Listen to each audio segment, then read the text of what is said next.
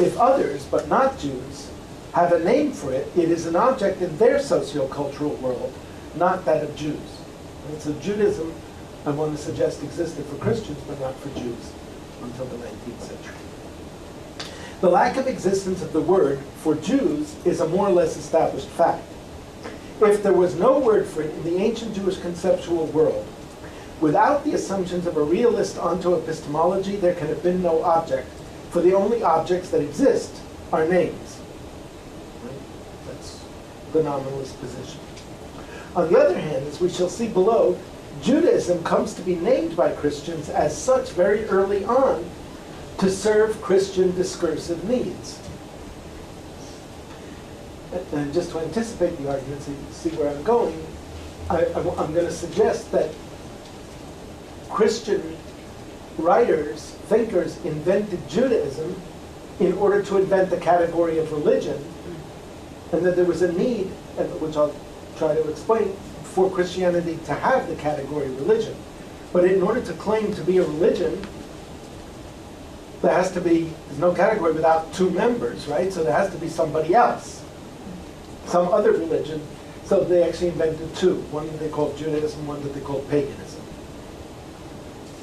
If I were trying to make this case for paganism, you would all have agreed with me by now and we could go home.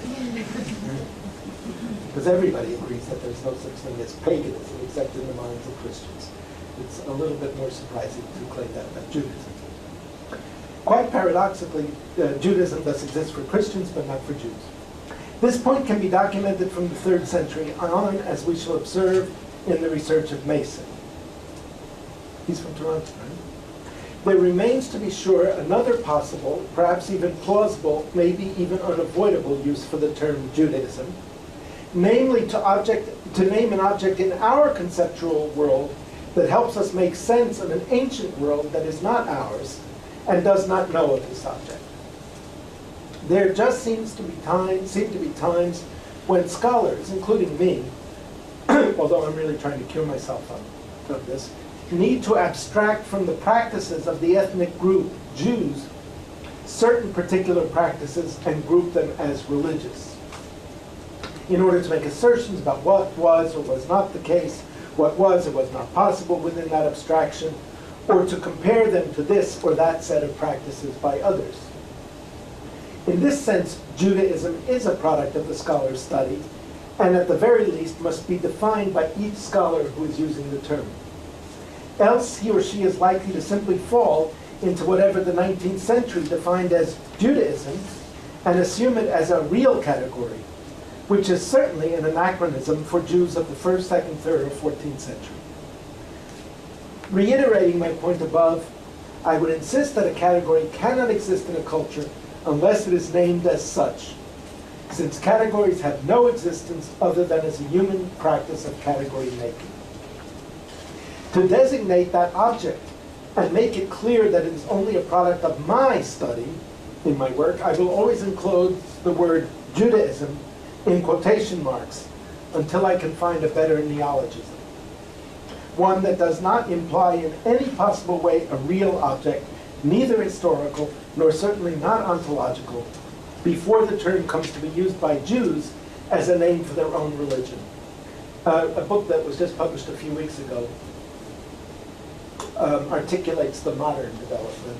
Liora Batnitsky, and the book is called How Judaism Became a Religion.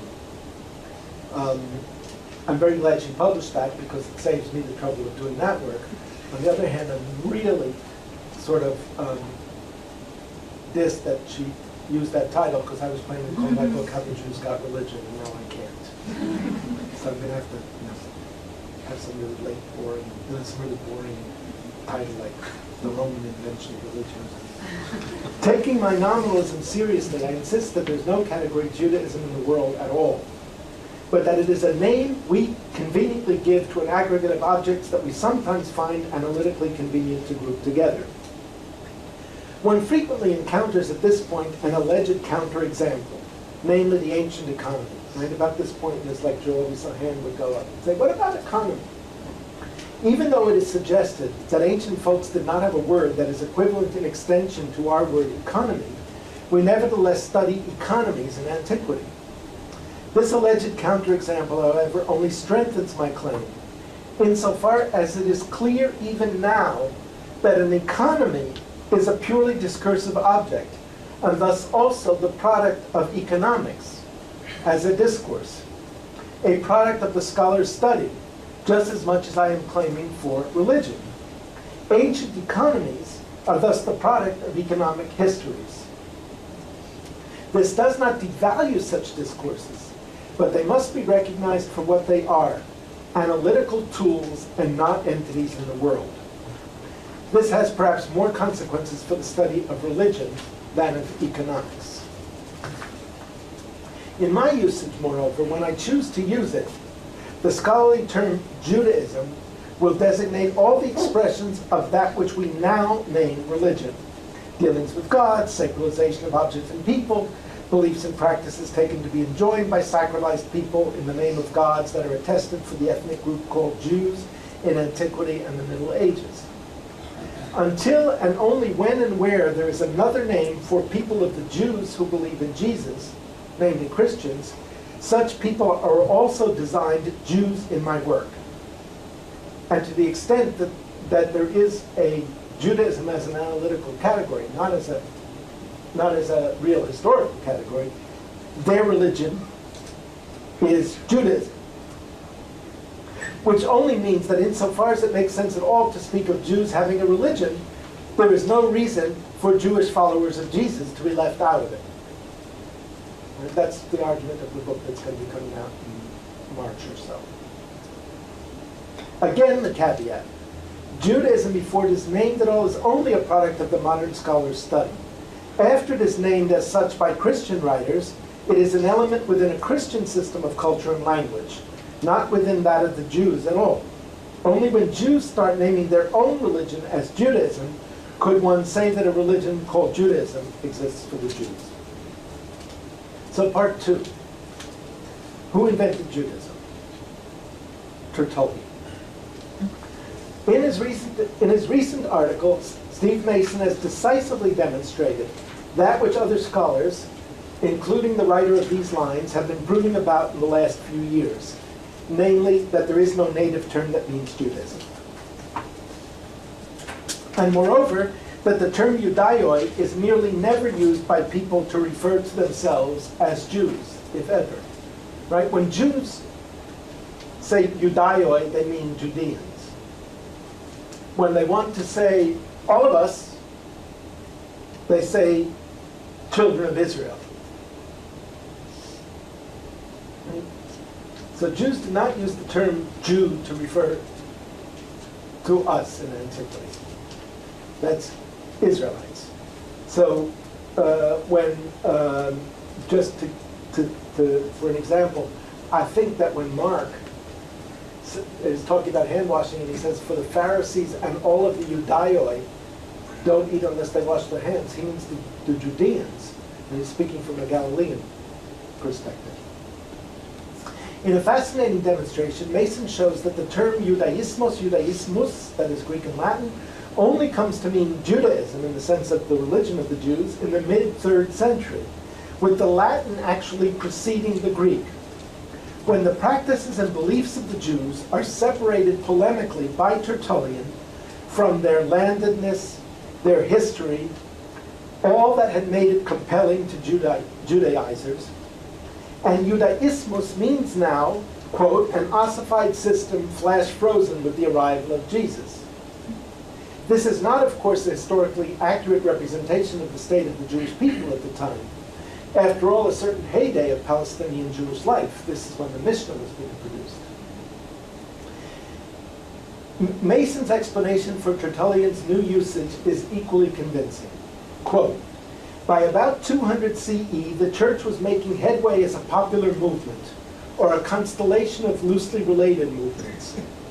In that atmosphere, in which internal and external self-definition remained a paramount concern, Tertullian and others felt strong enough to jettison earlier attempts at accommodating their faith to existing categories, especially efforts to portray themselves as Judeans, and to seek commitment to Christ as sui generis.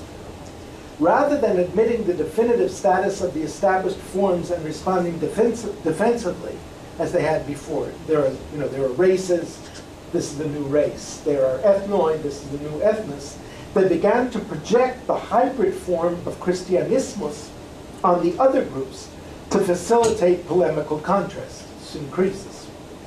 The most important group for Christian self-definition had always been the Judaioi, and so they were the groups most conspicuously reduced to such treatment, which generated a static and systemic abstraction called Judaismos in Greek, Judaismus in Latin. End quote. The clear and critical conclusion to be drawn from this argument is consonant with my own thesis in Borderlines that Judaism, as the name of a religion, is a product of Christianity in its attempts to establish a separate identity from something else, which they call Judaism. A project that begins no earlier than the mid-2nd century and only in certain quarters, notably in Asia Minor, gathers strength in the 3rd century and comes to fruition in the processes around, before, and following the Council of Nicaea in the 4th.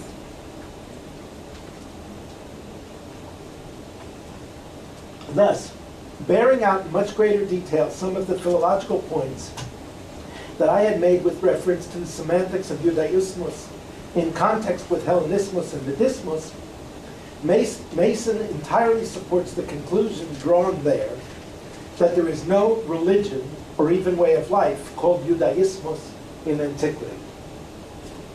Judaismus, Medismus, Hellenismus.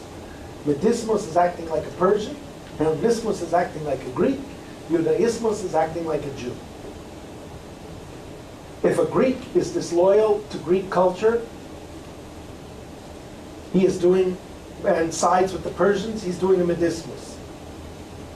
If a Judean is disloyal to Jewish culture, traditional Jewish culture, and is siding with the Greeks, he's doing Hellenismus. If he's loyal, he's doing Judaismus. It's not the religion. Where I disagree, however, with Mason is in his acceptance of Cantwell Smith's conclusion that, quote, early Western civilization was on the verge at the time of Lactantius, who died in 325 of the Common Era, of taking a decisive step in the formulation of an elaborate, comprehensive philosophic concept of religio. However, it did not take it. The matter was virtually dropped to lie dormant for 1,000 years. Unquote, to which Mason comments decisively, it is only Western modernity that knows this category of religion. In the next section of my argument, I will present evidence that Cantwell Smith and thus Mason are wrong precisely on this point, that a robust notion of religion both existed and was necessary for the existence of a trans-ethnic Christendom. Mason himself has given us the material for a hypothesis. First of all, to sum up, he has shown that by the 3rd century, Christian writers are using both Judaismus and Christianismus to refer to belief systems abstractable from cultural systems as a whole. Secondly, he has argued that the later meanings of religion, the allegedly modern ones, are prepared for in antiquity by the concept of a philosophy as a system of beliefs and practices voluntarily adopted and maintained, which is not to imply that not adopting or maintaining such a system didn't have negative consequences. Voluntary here is not necessarily voluntary, right? As you can well understand the point, right?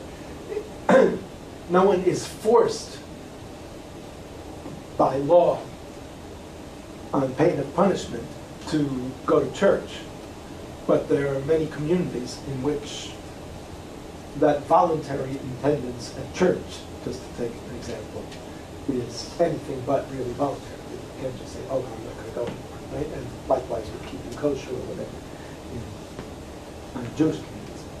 These two elements, I now strongly suggest, led to a late ancient development of something quite close to our modern notion of religion. The next section is no religion in a swamp, or religion in the 5th century scholar's study. In early Latin, religio certainly did not mean anything like what we mean when we say religion. Roman historian Carl